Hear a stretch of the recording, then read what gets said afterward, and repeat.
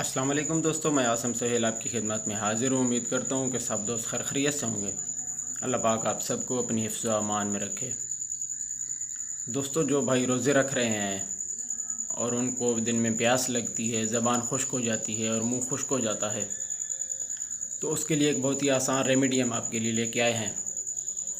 आपने ये करना है कि जब सुबह सहरी कर लेनी है, कुछ खा पी लेना है, तो उसके बाद 3 अदद सब्ज़ इलायची के दाने वो मुंह में रखने हैं। तकरीबन 5 से 7 मिनट तक चबाने हैं।